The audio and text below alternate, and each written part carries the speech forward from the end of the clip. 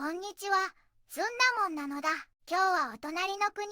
韓国古都大韓民国のニュースをお届けするのだ。今回は全部でニュースが3問あるのだけれど、その中からまずは一押しの話題を紹介するのだ。イェミョン大統領が北朝鮮への対応をめぐって、韓国政府の中で起きている縄張り争いにストップをかけたのだ。外交を担当する外交部と南北関係を専門にする統一部の間で、どっちが北朝鮮政策の主導権を握るかで揉めていたところに、大統領が南北の敵対を和らげる責任は統一部が担うべきとはっきり方針を示したのだ。北朝鮮は軍事境界線の近くで鉄条網やコンクリートの障壁を作ったり、韓国を敵対国家とみなしたりしていて、状況はかなり厳しいのだ。それでもリー大統領は対話を重ねて信頼の小さな種を育てていくことが大事だと話して、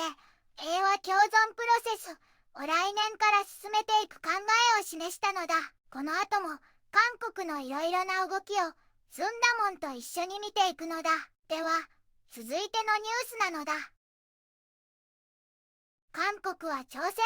半島の南部にあり、首都はソウルなのだ。歴史は朝鮮王朝や日本統治、戦後の南北分断を経て、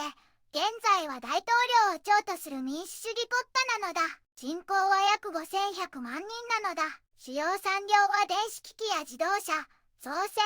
半導体なのだ。文化は K-POP や映画、韓国料理が世界的に人気なのだ。最近は北朝鮮情勢や少子高齢化、半導体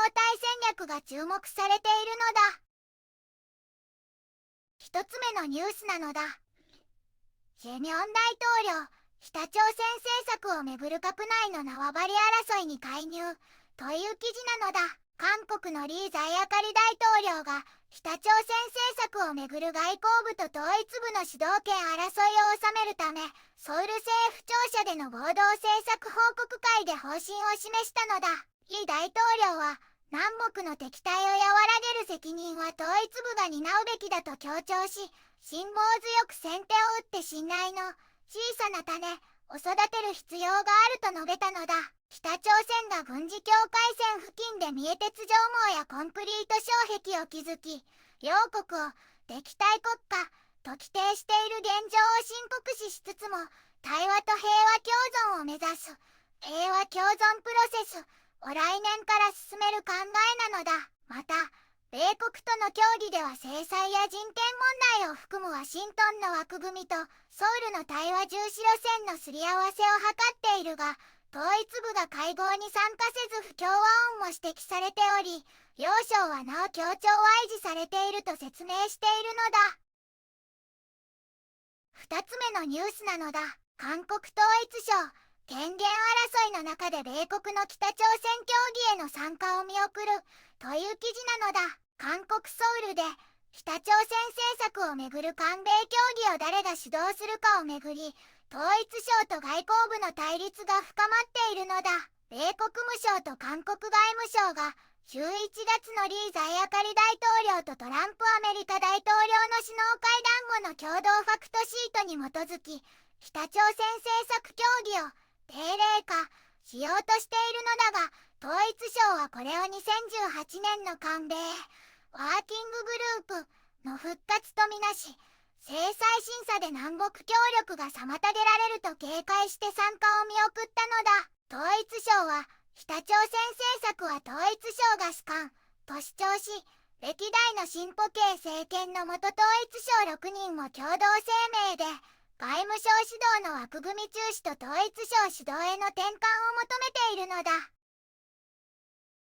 3つ目のニュースなのだ。クーパンのデータ流出で24万人の被害者が同社を提訴という記事なのだ。韓国の大手ネット通販クーパンで約3300万人分の個人情報が今年6月から11月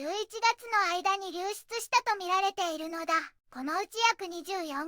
人の被害者がソウル中央地裁に集団で提訴し、まず1人当たり10万ウォン、今後は30万ウォンまで増額して合計約720億ウォンの損害賠求めているのだ。被害者たちは国会公聴会でのクーパン側の態度に誠意がなく、問題解決の意思が感じられないと怒っているのだ。アメリカでも親会社クーパンインクに対する集団訴訟が進行中で、CEO ロジャース氏は米国のプライバシー法違反ではないので SEC への報告義務はないと説明した一方、創業者ボムキム氏は沈黙を続けているのだ。スンダモンとしては、政権は協調で平和を目指し、企業は個人情報保護に責任を果たして市民の信頼を守ってほしいなのだ。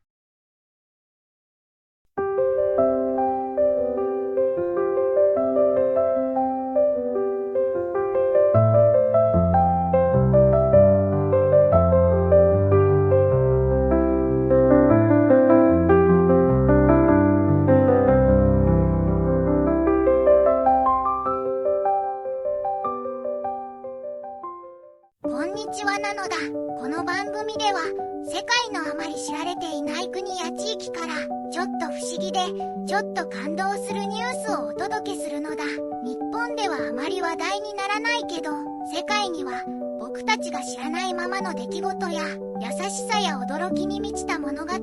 くさんあるのだよ。テレビでもネットでもあまり見かけないけれど、本当はもっと伝えられるべき小さな世界の声、